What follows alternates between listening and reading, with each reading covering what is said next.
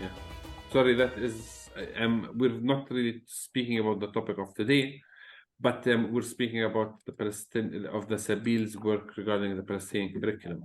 So we reviewed we decided logically school year starts at the 1st of September in Palestine. So most of the books are out at the 1st of September for the whole year. So we said, why don't we, and they told us there are some considerable changes. So we thought, let's just do an update of the most new edition.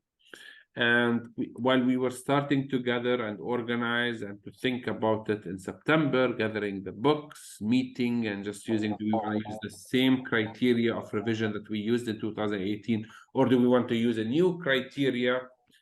October 7th took place and everything just stopped. It had, at least here in Palestine, the same magnitude of what has of COVID, even much more, I would say. You know, for us, it's because we've been through the COVID experience, so we believe that the world stopped once 3-4 years ago, and it just stopped again. But actually, I'm assuming that in the world it's the same. I mean, life is sadly is as usual. That's at least how I feel.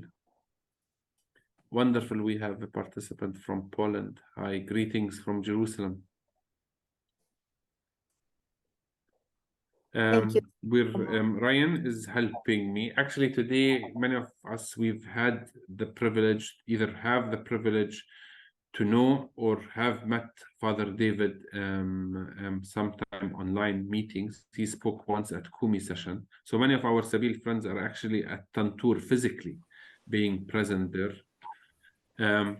Father David is giving a lecture about Arab and Jewish relations before we became enemies. Can we? I'm sorry, just out of curiosity, what's happened? It's lovely to see you back again. But what's happened to Sam? Sam? Yeah. Yeah, I mean, Sam is still good and healthy. So we take turns. All right, okay. So it's lovely to see you back. Yeah. So Sabil, we have actually also on Monday another new staff member started at Sabil. So we for a number of time we've been a small group of people at Sabil, and now it's actually the Sabil family has grown multiple times between staff and also volunteers, which is really nice. We've been really busy. We continue to be really busy. So we're continuously doing restructuring. So God's blessing you even at this very difficult time. He's given you extra strength. I mean, it's maybe restructuring to say that we are too organized and we're trying to manage ourselves better, or we're not organized and we're recognizing that we're not organized and we're trying to do something. But no, everybody's doing great work and we're just doing a little bit of shuffling and so on. We between the different positions, and it's one of our interests that multiple people are able to be in Kumi, multiple people who are able to lead also the Thursday service, to write the wave of prayer, to contribute to the cornerstone, and so on. One of the things that Sabil has done, and it's actually, if you follow the wave of prayer, maybe you have read it or seen it. We had every year Sabil does an ecumenical Christmas dinner. So some of you might have seen it, know about it. I think you did. There 1 year. Yes. Yeah. And this year it's more of a celebration because in Palestine the churches follow 3 different calendars. So the Armenians' Christmas did not take place.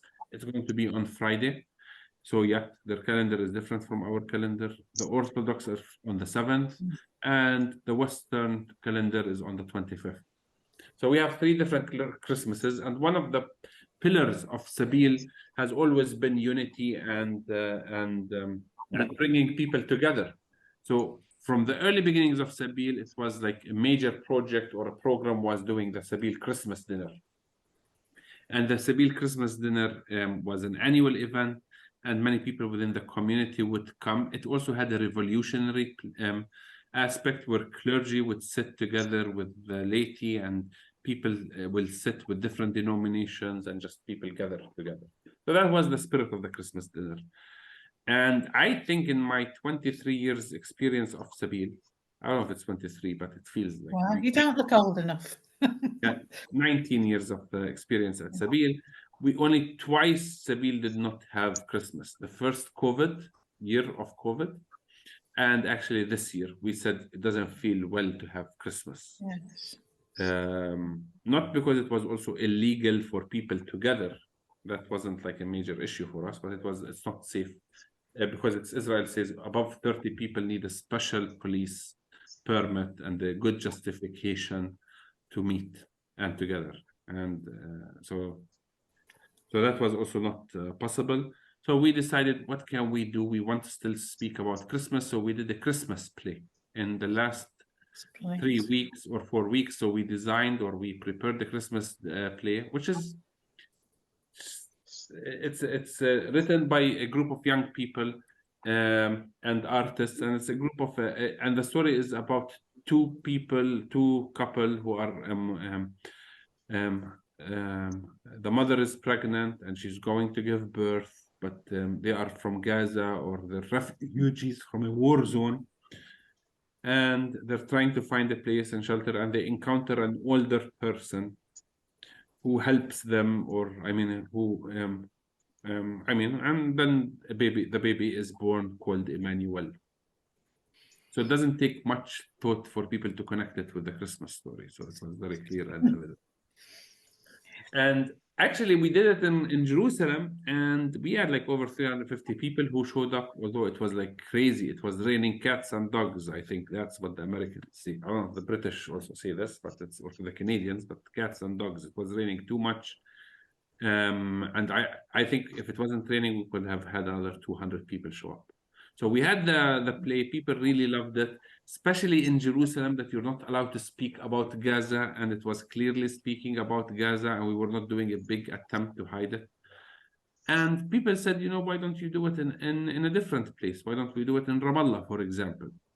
So we asked, and in a week we organized it in Ramallah, and around 700 people showed up, and I'd say 90% young people.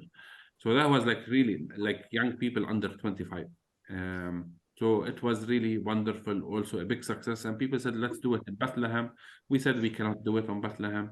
Then after 2 days, people said, let's do it in Bethlehem. We said, okay, we'll do it in Bethlehem. And that was last Friday, where another 400 people, close to 400 people showed up. Also a big percentage of young people. So it was like really nice because we've had like a Christmas play and actually part of also the play was fundraising for the people in Gaza, especially with the church projects that are taking place in Gaza. So yeah, we've been busy and doing certain things. And it's actually interesting because there's like 20 cultural centers and they haven't done anything since October 7th. And when we asked them, let's partner to do something on October 7th, they said, that's crazy, that doesn't work. It's not gonna work, but that we thought, you know, it needs a miracle to work. But I thought that's also the Christmas story. You know, there is a miracle here and there in the Christmas story. Just before, I know you've got to move on, just to tell you that the world's kind of stopped for us as well, because our hearts do go out for you. Yeah, I know. And we really appreciate the solidarity around the world. You know, it's nothing is as it used to be before October 7th. I mean, October 7th, I believe that we as humanity have moved, or at least as Palestinians and Israelis, because the world is not dealing to solve this problem that the world has created. It wasn't like a war that, you know, Palestinians and Israelis were sitting under a bush in Palestine under a fig tree and they decided, let's have a civil war.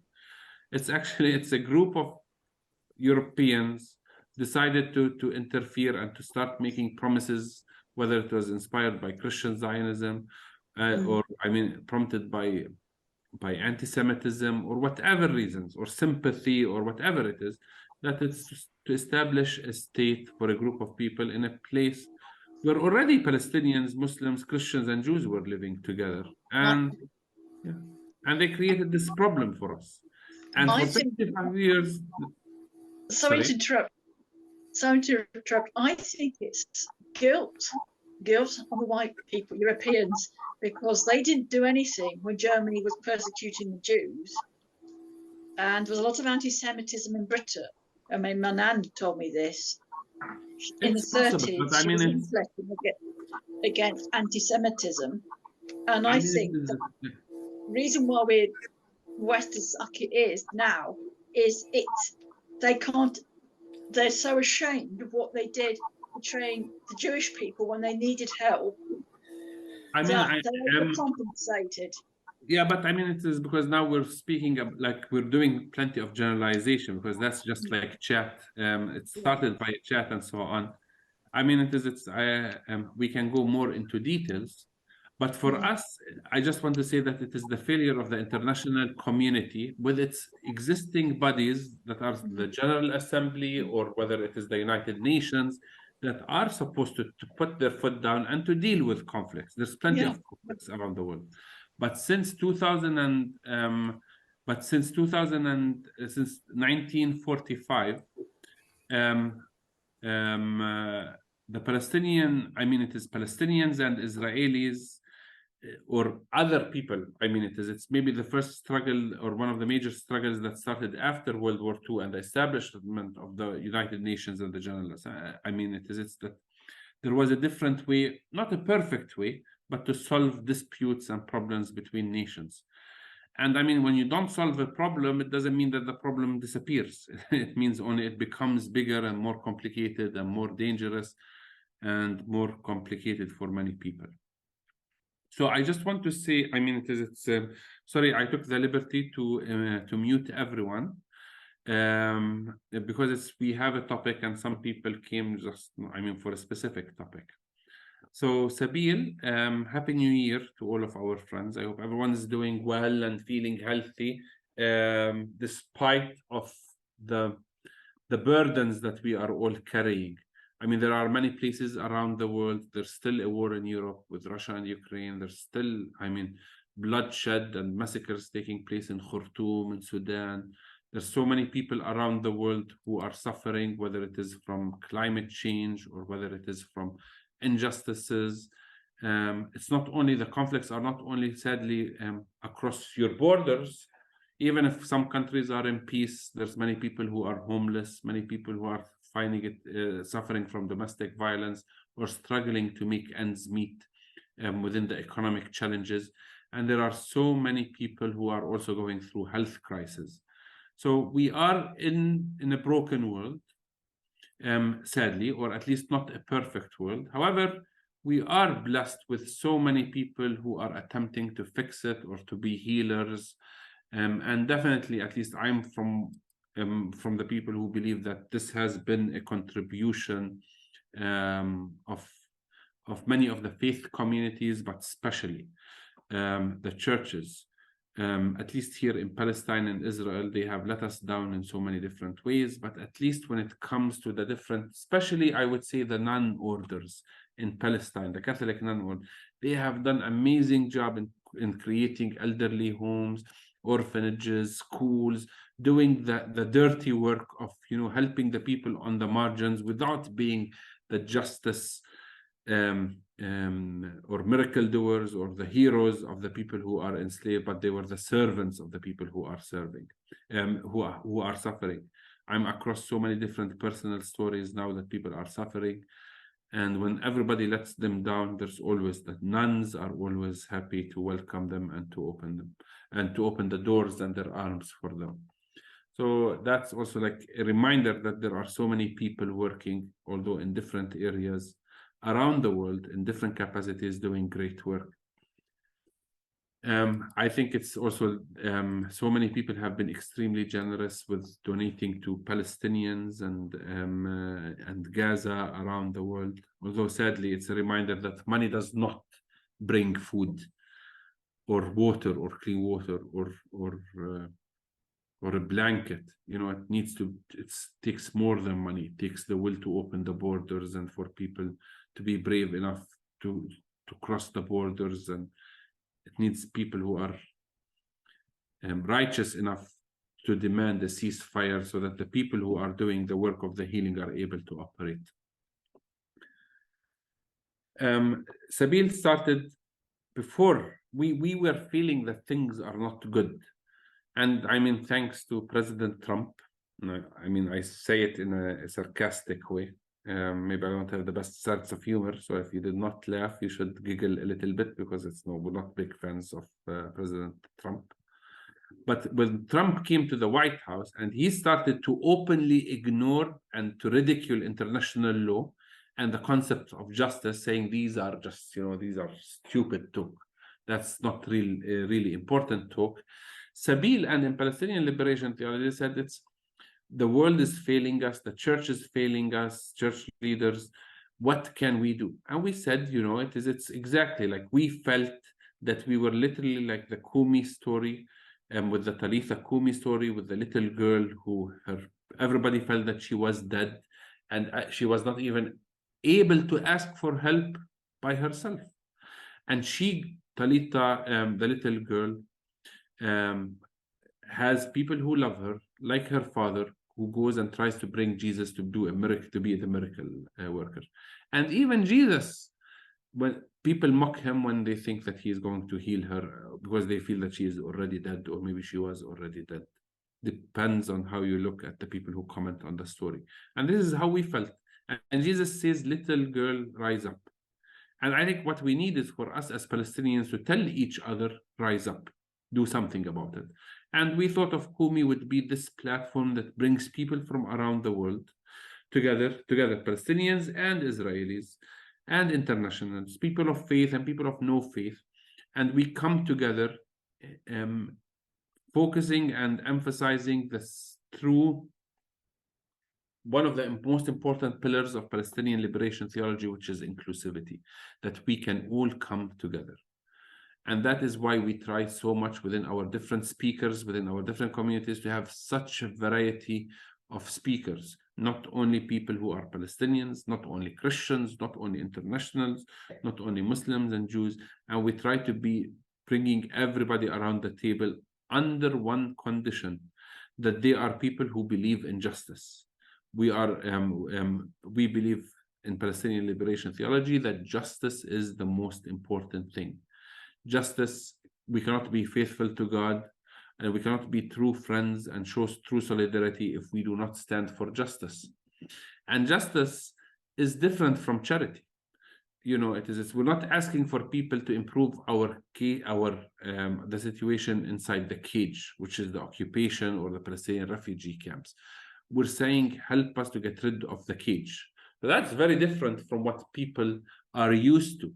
Many people feel that it's just make a donation here, help people, Palestinians buy some bread, or help a Palestinian farmer to plant a little bit more of trees, but they ignore the whole picture. And we have thousands and hundreds of thousands of people who are having every 2 days a meal, children every 2 days. There's no medication, there's nothing. Money does not solve problems. People need justice. So justice, and in Palestinian liberation theology, we believe that the justice is not only just getting justice to get a complete form of justice, but we're asking for restorative justice, a justice that would allow people to still come together.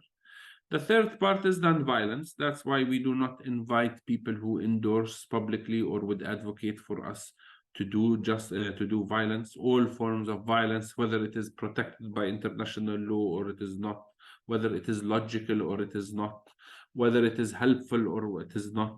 For us, violence is only is evil, and full stop. Violence continues to feed into violence, into the cycle of violence. Violence is a demon that feeds on itself. And that is what we continue to see. And Israel is so stupid to think by doing more violence that they're not going to stop in October 7th. I can guarantee you that there will be much more violence that will take place, much more. Hundreds of folds of what would have taken in October 7th. Israel is stupid to think this way. And we Palestinians who decide to pick up arms, I believe it is irrational for us. It is stupid of us to think that that violence is going to take us very far away. So these are the three pillars: inclusivity, bringing different people, standing for issues of justice, and doing nonviolent actions. So that's why we're always picking on people and saying, let's write an email, or let's make a phone call, or let's engage or promote actions around the world that are endorsing and promoting and supporting nonviolent work. So that's the cause of Kumi, because we feel that Kumi and other initiatives like Kumi, bringing people together, it definitely helps us to avoid more violence. Sadly, it seems we're not able to stop the violence that is taking place. But I think if nonviolence is active, is yielding results, if nonviolence is genuine, and there are so many people, brave people, who are committed to nonviolence, I believe that we are able to stop the demon. In Palestine, we say, in Arabic, actually, it's not only in Palestine, we say that it's, and I'm going to say it in Arabic. It says, درهم وقاية is أفضل من قنطار وعلاج. And it says it's to do something, you know, it's if a small portion of resources to avoid a problem is much better than millions and billions of resources to deal with a problem. And that is very true. And since we are all part of the international community, it's very clear that we are not seeking charity or support or sympathy. We need to understand that us as a global community, we'd like us as a global people, we have already met each other through,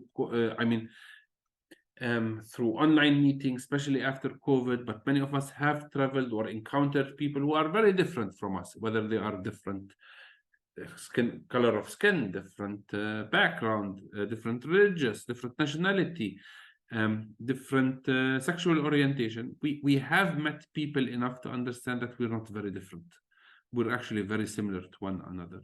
Doesn't mean that we might like each other or find ourselves really comfortable with everybody around the world. There are certain barriers, but definitely, if we look at our basic human, our nature, we're very similar to each other, because it's not a coincidence, because we're created in the image of God. So we are somehow mirroring God to one another. And how we treat each other is how we really believe that we are treating God, or it's actually we are treating God according to our belief. So we have to be, there is a common denominator is for our self-interest. We might be lucky enough not to experience another conflict maybe in our lives, especially if we live in certain countries that are more tendency to peace. But that does not guarantee that that would be the case for all of our loved ones, or our children or grandchildren, or people, or the children and the grandchildren of the people that we also love. So we have a responsibility to build society. And that's actually also theological work, because it's in a way, theology, it develops the understanding of people to have a better understanding of God, so that we both, and that's very much into, I believe strongly that this is in a way the Christmas story, because in the Christmas story, God helps us with Jesus being born among us, between God becoming flesh, is to see that God becomes flesh. So flesh is important. And God mainly tells us, is always reminding us that it's the relationships, the value God, one another, is more important than religion, or more important than our own ideologies. That it's how we need to treat people as we would like to be treated. And every person is very much aware is that we are not perfect. And everybody understands and recognizes their sins and their weaknesses. And we still want to be part of community, and we want still to seek the forgiveness of others, or ask people to tolerate us more, even if we do not admit it. That's why most of us will not ask for people to accept us or to forgive us, even the most loved ones within our communities. Yet we appreciate it when people act mature and are willing to forgive us and to be patient with us. And because of this, we recognizing that we are not perfect people, but I believe strongly through the church and through the logic of Jesus, we can build perfect communities. That's our ideologies. Our ideologies does not say utopian culture is not impossible. It's very possible because it recognizes that we are not perfect. We are not perfect, and only imperfect groups of people, sinners, are able to create a perfect world. Because this is when you get a chance to practice forgiveness. This is when you get a chance to practice justice, and this is a chance when you actively engage with building yourself to become a better person. If we live in a world that everybody is perfect, then we really live among tyrants and among the pharaohs of our history. So Kumi is very important for Sabil. It's very important for Palestinian liberation theology. It is very important for us Palestinians. It's very important for us as an international community, whether it is the Tuesday meetings, whether it is joining the Sabil Thursday meetings. On Thursday meetings, we try to develop the theology, to discuss the theology, to struggle with the theology. Tuesdays, we hope that we implement the theology. It does not predate. Tuesday is not before Thursday. It is after the Thursday that predated it. So that is what we try to do at Sabil. We want to act. We want to try to avoid going into another conflict. We want to try harder, because we know that conflicts continue to take place. And it means that we need to continue to try harder. The people who are involved with violence are trying very hard and continue to try very hard and to invest very much in creating, in showing and proving to the world that violence pays off. We stand on the other position, at least at Sabil, and I believe many of us within the communities. In Palestine, this week, the topic that Ryan sent out and the Kumi newsletter was on home demolitions. The numbers of homes demolished before October 7th, we were talking about large numbers since at least from the occupation of 1967. There was over than 60,000 homes that have been demolished within the Palestinian community. Palestine is a very small country, historical Palestine. And if you look at the West Bank and Gaza, it's nothing. Today, the numbers and the reports that we are receiving of what is Gaza is that there are no homes left for people to go back. The majority of the people are telling us their homes are either no longer exist, nor are they are fit to welcome humans in them. Imagine also many of these homes, there is no water pipes, there's no sewage system, there's no roads, there's nothing, there's no safety. There's 15,000 people to 17,000 people who are still under the rubble. Can you imagine this massacre, this catastrophe? Some of them have been for 3 months under the rubble. The disaster, you know, it's the situation. Gaza is not well. And the world is not well because we're allowing this to take place. There's no justification. We do not endorse the actions of Hamas or anybody who acts and uses violence. But also, I mean, I remember the first thing that was taking place with October 7th, when any Palestinian who was trying to explain the logic and why, just to explain why the phenomenon of October 7th took place, people would say, what about October 6th? And they say October 7th was by itself, and we don't need to put it into a context, was a catastrophe. And I was one of the people who strongly believed this. There is no, regardless of what predates October 7th, there's no need to give justifications to talk about October 6th or October 5th or September or the year of 2023. That was all irrelevant, because the actions of others should not dictate or influence how I act as a person. I'm a person of my certain values and my certain ethics. But also today, I would argue the same argument. When I speak with Israeli friends, when I speak with people and they say, you know, they tell me, but what about October 7th? I say it is now irrelevant for us, October 7th. Now, every day, there's hundreds of people who are being killed. I understand now, regardless of what happened in the past, needs to be addressed and needs to be stopped immediately. Regardless of what had happened on October 7th, or regardless of the actions or the charters of Hamas, or whatever people are chanting, you know, everything. Now, that is not a justification for people to commit all of these genocides. And we need to walk backward, step by step, day by day, and hold everybody who was complicit and found in themselves the power and the strength to kill an innocent person needs to be held accountable. We owe it for our humanity, we owe it for our future, whether it is Palestinian or Israeli, whether it is an American or a British, anybody who supported and endorsed the killing, the mass killings of those people, the starving of those people, of our people, shutting down the electricity and not making it possible for people on respirators to stay alive, to put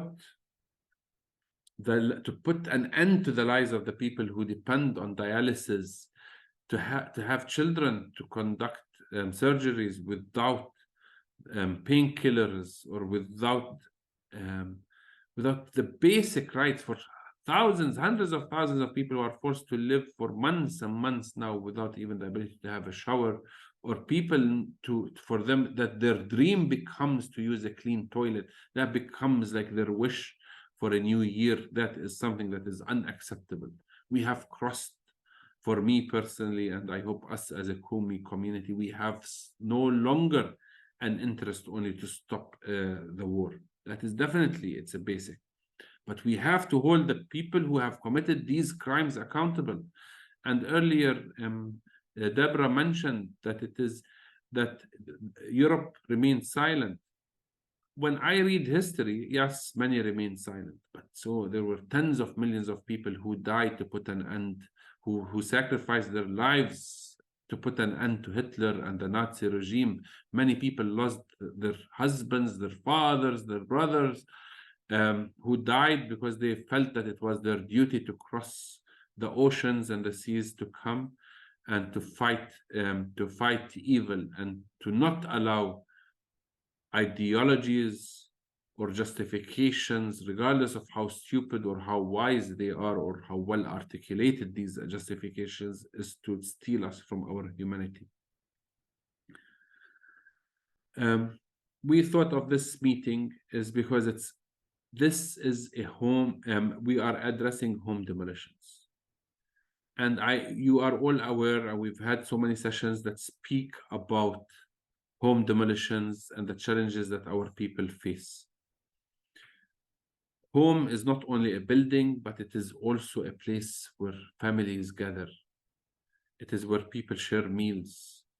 It's where people feel safe. People hide in their house when they feel in danger and they need help. But home is also a movement for us. And our home needs to be not demolished only from people from outside, because movements are unlike physical homes. They're not going to be able to have a bulldozer to come and destroy it or to bomb it. Homes are sustained and protected by the quality and the values of the people who are inside it. And we all live together in a home. We are part of the home of Kumi, of this community. And we appreciate your support. And I want us all together and to continue to make commitments to be working together this year, another year, that we remain steadfast, determined, stubborn, refusing to acknowledge the power or the undefeated, seems to be the undefeated power of the decision makers of the world. We need to have faith in ourselves, in one another. God had faith in us, and that's why God came and sacrificed his only son. But we also need to have faith also in God, that God will not let us be alone. And that is also the story of Emmanuel. That's the story of the Christmas play. That's the story of us, regardless of we are what faith, community of faith we belong to. We accept one another as members of this home, as siblings in our humanity. So that is what we wanted to share with you for this Thursday, for this Tuesday. and I want to open it up for people just to share, just to words of encouragement. One activist, one member, one to another, that we support each other. So please, if you would like to share, please raise your hand.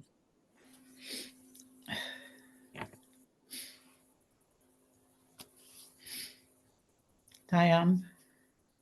Oh, sorry. Forgot. Yes, Diane. Okay, I've unmuted.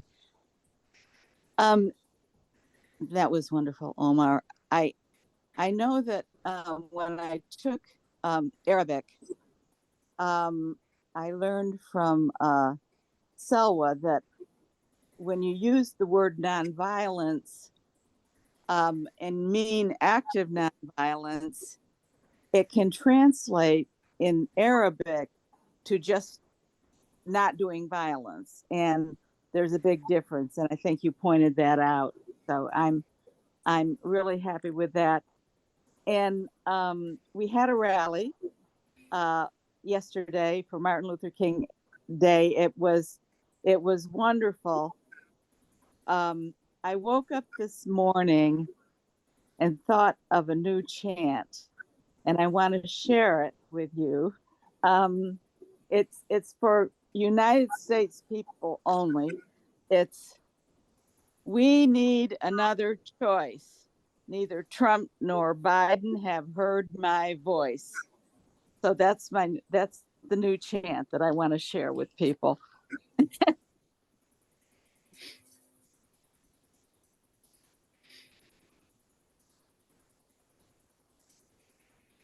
Yes, Jan. Omar and all friends, I just would like to thank you very, very much for what you shared with us today again, Omar, and for all of you at Sabil who keep us in the reflections and the life of non-violence and of reflection that means to show a new way of life to all of us.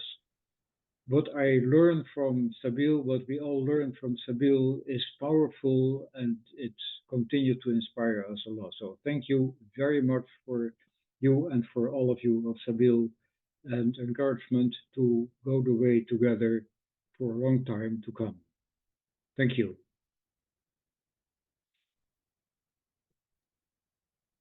Thank you, Dorothy. Oh, hello. Just Omar, when I'm speaking to people about you, I always say he feels like a brother. You do actually feel like my brother. You know, you're Palestinian. I'm in UK, but you are just, to me, you're as close to me as my brother. And what you've been talking about today is a bit like listening to myself, which is directed through Jesus Christ, because all of what you've said is based on the belief and teachings of Jesus.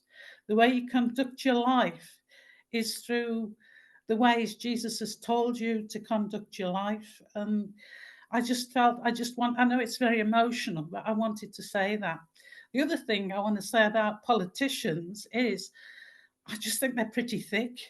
I don't know. They put people in charge like David Cameron knows absolutely nothing about foreign affairs. So they put him in a job role that he knows absolutely nothing about the Middle East and completely makes a mess up of it. So annoying. How can politicians make the right decisions when people are put in charge of areas they've got absolutely no knowledge of? I'm not surprised the world's in a mess. So, but I want to say thank you for your leadership, and it's just amazing, like how very well. I just feel like you are my brother, and that's it. So thanks very much, Omar. Thank you.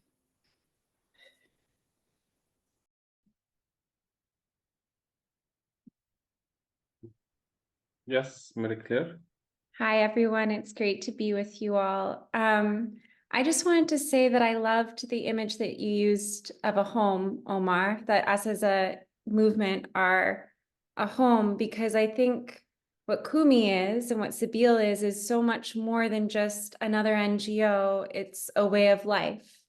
And I think one of the things I've really learned from spending time in this Kumi community, but also spending time in Sabeel, Jerusalem, is that this is something that ought to characterize our whole lives. And so it goes beyond, it's about Palestine and Gaza, but also goes beyond that. And it's about all of us trying to create communities that are characterized by nonviolence, justice, and inclusivity. And in order to do that, that requires the steadfastness and stubbornness that you described, Omar. And I think one of the things that's been encouraging to me is seeing that steadfastness week after week, year after year, and especially people who have been involved with Sabeel or some of the international friends groups for years and years, for their whole lives.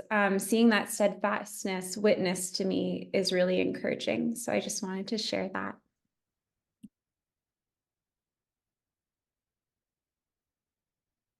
Ted?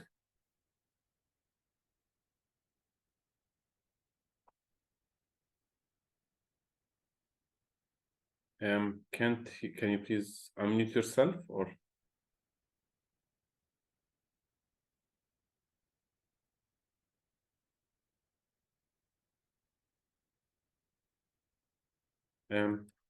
Ginevra, I think the Shufis are having a problem with. I just wanted to share what happened at church yesterday morning.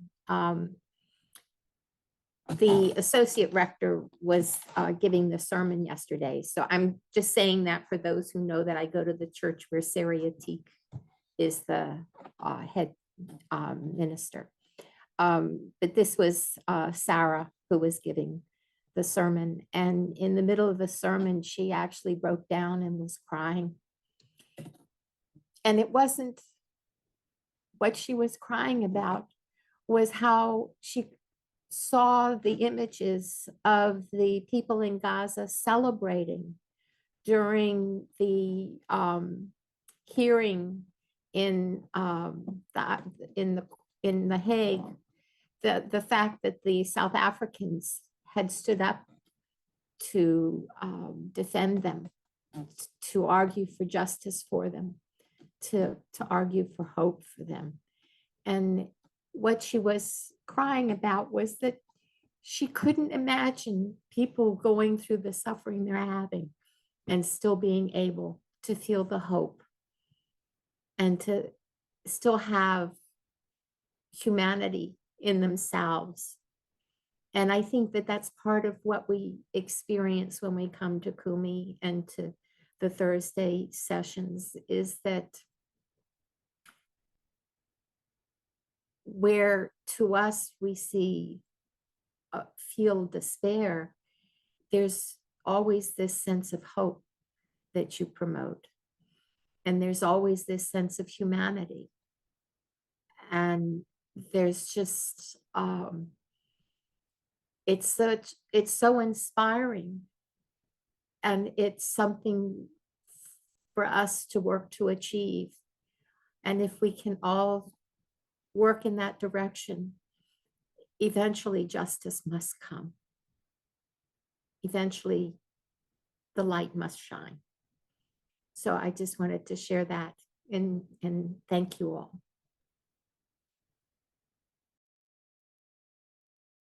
Can you hear us?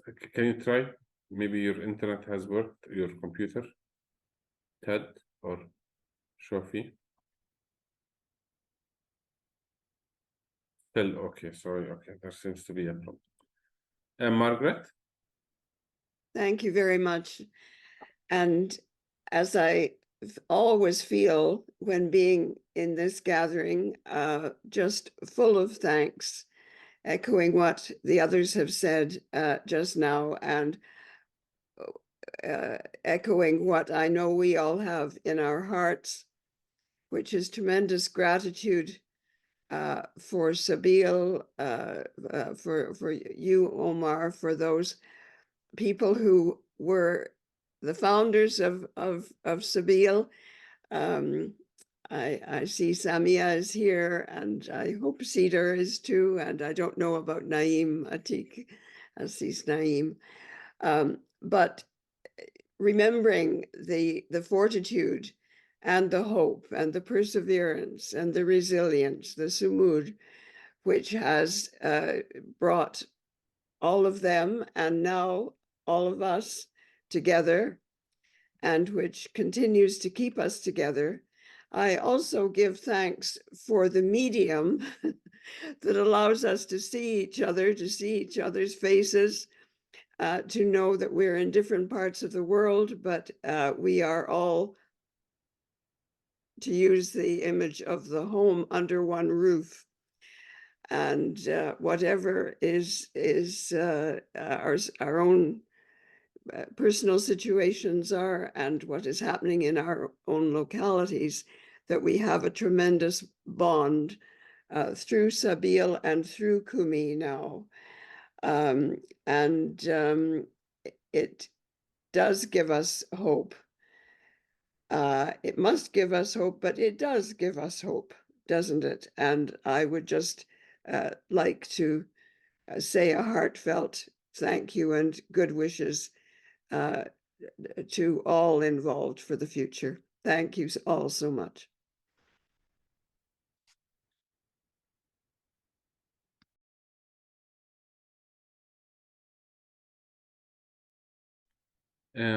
Donald? Yeah, I just want to thank you for two things.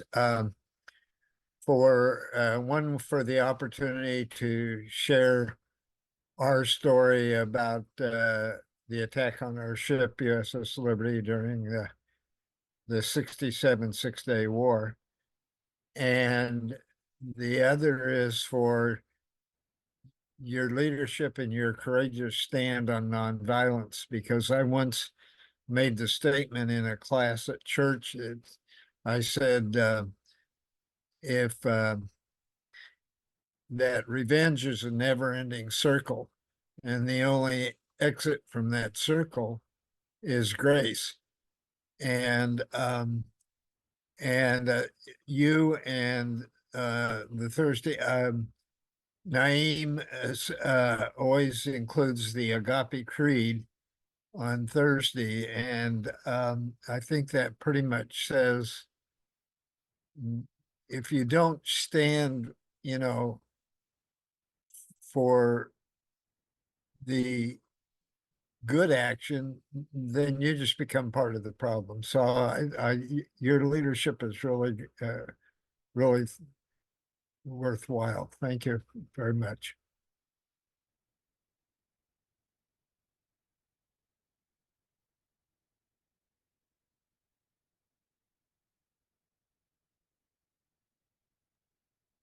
Auntie Samia? Thank you all. This is very, very meaningful for us, especially we of the first generation of Sabine. And I look at Omar now, and I remember when we interviewed him, I was on the committee that interviewed him. And I was wondering, this young man, will he be able to cope, And Assis Naim now, he said, yes, I'm sure he will grow into this. And we all agreed. I mean, we were apprehensive, but at least we agreed that he had the basic good elements, that will help him develop. And I am really impressed and very, very proud that we have our directing Sabil locally and doing such a great job and getting us all together, thanks to COVID that created this this technology that has enabled us to find an alternative of getting together and sharing our stories and our experiences. And they have been tough experiences, I assure you, for us and for the local people. And it has been a challenge to be able to maintain our nonviolence principles in a place that has been encompassed with so much violence imposed on us and created another state by exactly that violence that's going on in Gaza now. Thank you all for your support and for your prayers. We appreciate that.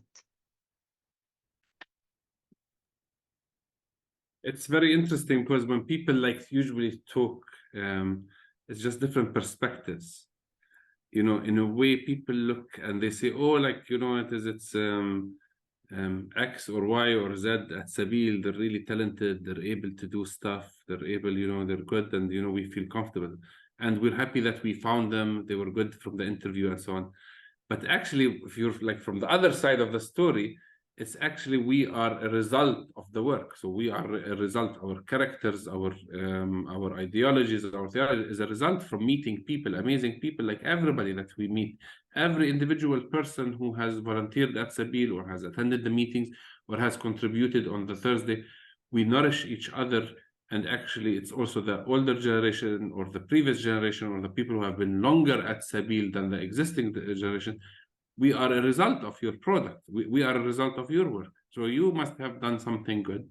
And if there's something that isn't like really perfect, needs development, you should have developed that. And so it's like that's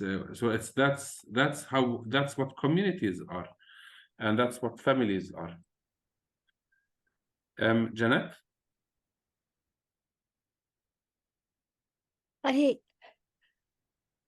What you have shared, Omar, and others too, today just fills my heart. I am so glad to be here again.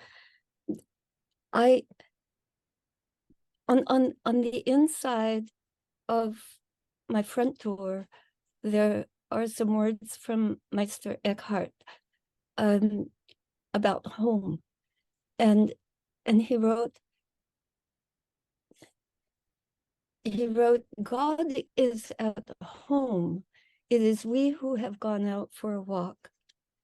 And your words about home and the way that we find homes, we build homes, we help each other have these safe and steady places to be is something that has changed, and now you are changing it further.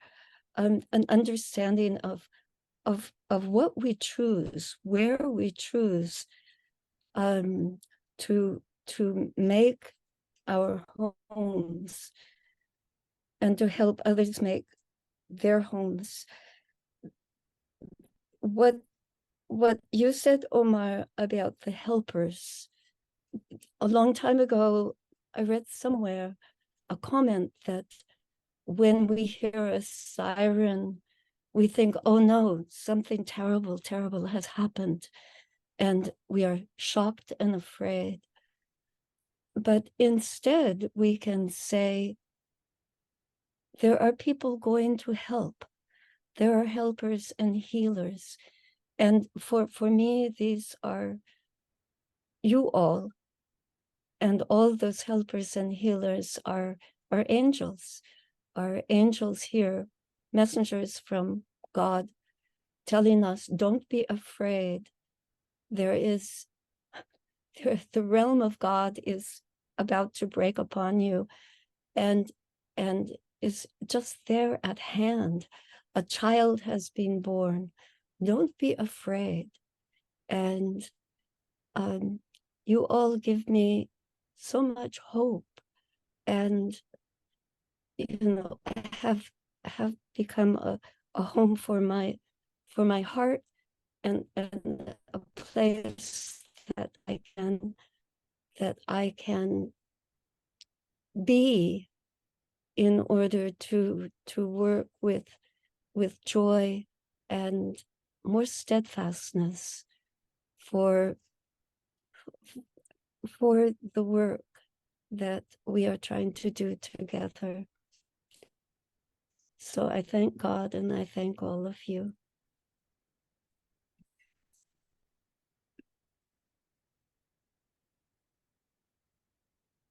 Yes, John? our good friend John? I'm sent out from church every Sunday with the benediction to watch our step, because we carry precious cargo. And Omar, I would caution you to watch your step, because you carry precious cargo, which is the love and respect and hopes of this community and of the world. And to be strong, to be careful in these difficult, dark times. So you're carrying precious cargo. Thank you.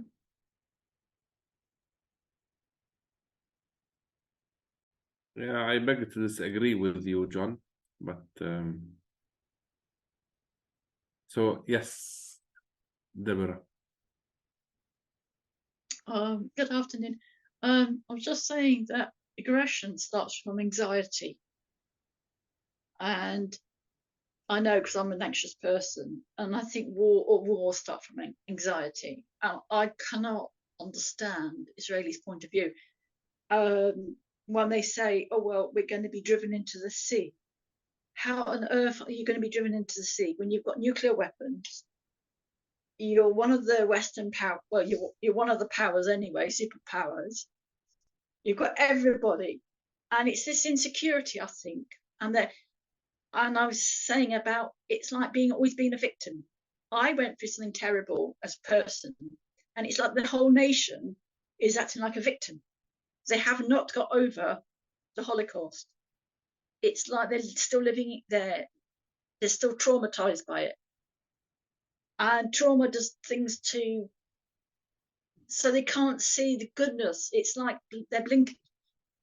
And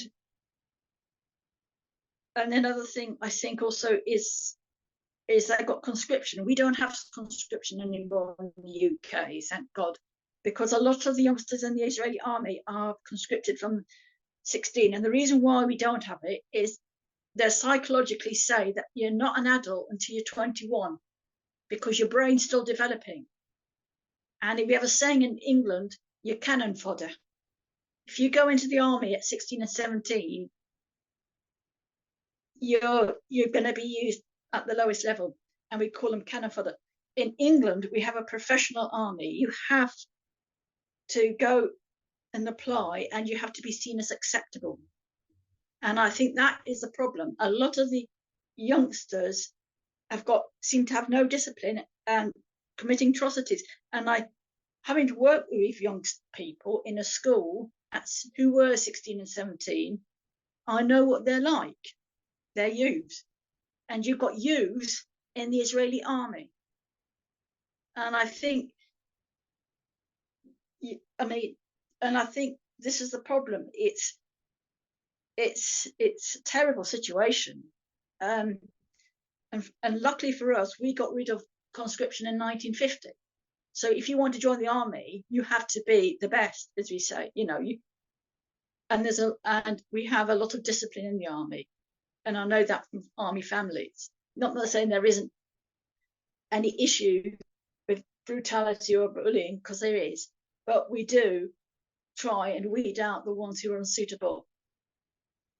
And we've got problems in our state with drug taking and all kinds of things. And I often wonder whether Hamas have been taking drugs, because the atrocities are committed, and I've seen it before in Africa, is often youngsters high on something.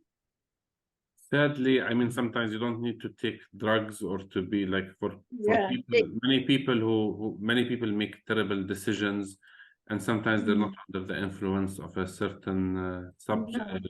No, I know it's just a horrible situation, and yes. And I can remember splitting up lads who were trying to fight between themselves as a TA, and I wasn't armed. And I used to say, pack it in, go home.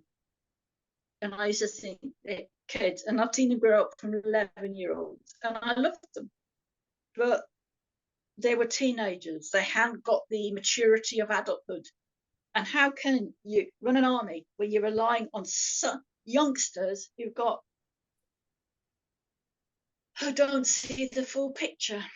And there's a lot of fear as well, you know, and I think the government is definitely fear is the source for people to create that justifies people to commit so much crimes. I'm sorry to because of the time limitation. I just want to share with to give a chance for Jake.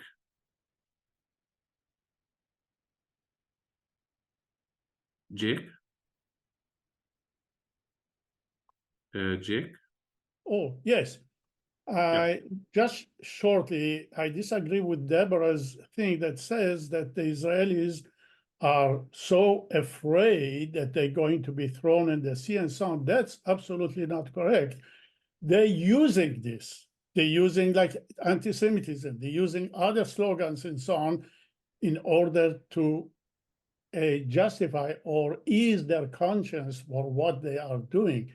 Basically, whatever happens in Gaza for 56 years is for one reason only, is to help them as a tool to take over West Bank, because the prize of Israel is West Bank. And that's what they're working on, isolating 2 million Palestinians in Gaza, using them for purposes that they are terrorists and this and that, in order to divert attention from what is done in West Bank. And that's what is the biggest problem is, which nobody ever talks about it. I mean, they almost took over the whole place. And with the atrocities as you mentioned, home demolitions and all the other things that are going on is to take over that. Now, yes, some Israelis are afraid for their safety, but that's because they've been brainwashed by the governments, successive Israeli governments and the army, to make sure that the Israelis would think of the Palestinians as terrorists, so there will be no empathy toward them. So it's all like a big lie. Thank you. Thank you. I mean, ironically, it's only these things only happen in Palestine. Today in the morning, I leave very early because I have to cross Kalandia checkpoint, because I have to come. So I wake up at 3:30 in the morning so that I'll be able to be at the office before they close the checkpoint, because one of the checkpoints that closes from certain times. So otherwise, if I don't leave at 3:34 a.m., I don't make it to Sabil very early, and then I don't get much accomplished. And today, when I was leaving the house, there was like somebody with a flashlight. So I thought it was like a flashlight from the garbage truck that comes and collects the trash. And then it seemed not to be, it was a person holding it. And then I thought maybe they were doing like fixing the roads before there was traffic.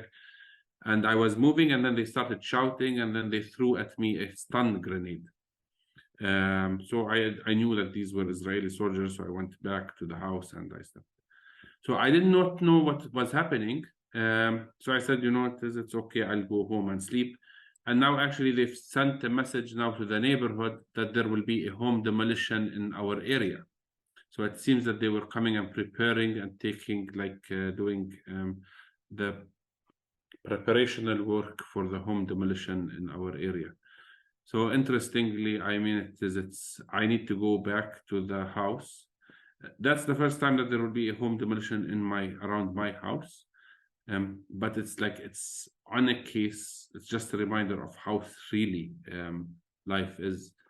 And one of the things that sadly, it's ironically, and we feel bad, but it's usually people are, many people are calling people to go and open the shutters, to open the windows, because if you leave the windows closed when they're bombing the house, the glass breaks in, and it's very dangerous for the people in the house.